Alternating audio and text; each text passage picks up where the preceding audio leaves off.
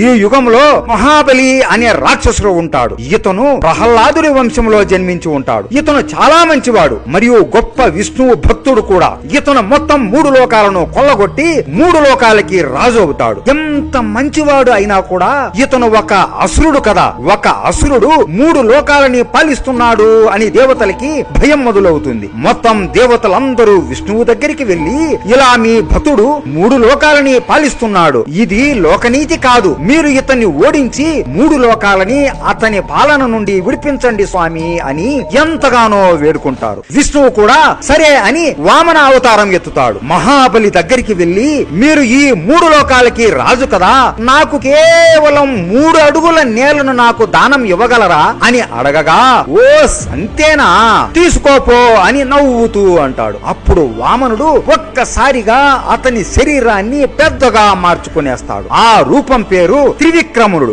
ఆ రూపాన్ని చూసి వచ్చింది సాక్షాత్తు విష్ణువు అని మహాబలి మోకాళ్ళ మీద పడిపోయి ఆనందపడిపోతాడు. వామనుడు మహాబలి రాజ్యం కన్నా ఎంతో పెద్దగా మారిపోతాడు.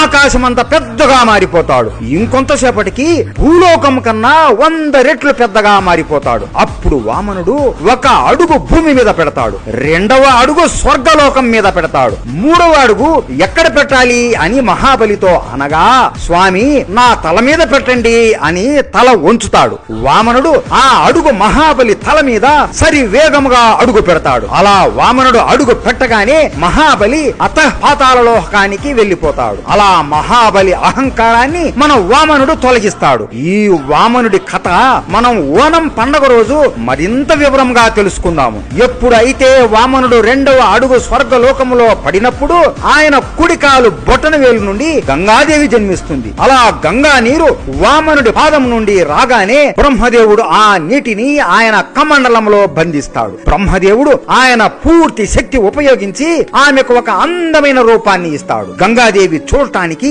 ఎంతో అందముగా ఉంటుంది. ఆమె నీలం వస్త్రం ధరించి ఉంటుంది. ఆమె చర్మం ఎంతో తెల్లగా ఉంటుంది. ఆమె కళ్ళు నీలం రంగులో ఎంతో అందముగా ఉంటాయి. ఆమె ఒంటి నుండి దివ్యమైన ప్రకాశవంతమైన నీరు వస్తూ ఉంటుంది. ఆమె జన్మించగానే మొత్తం స్వర్గలోకంలో ఎన్నో నదులలాగా పారుతుంది. దేవతలందరూ గంగా నీటిలో స్నానం చేసి పుణ్యవంతులు అయిపోతారు. అలా దేవుళ్ళందరూ గంగాదేవిని ఒక అమ్మలాగా ఎంతో మర్యాద ఇస్తూ చూసుకుంటూ ఉంటారు. ఇలా ఆమెను ఎంతో గారాబం చేయడంతో గంగాదేవికి కొంచెం గర్వం కూడా పెరుగుతుంది. ఇదే సమయంలో రాముడి వంశంలో జన్మించిన సగరుడు అయోధ్యాని పాలించడం మొదలు పెడతాడు. రాముడిలాగే ఇతను ఎంతో మంచివాడు. అలాగే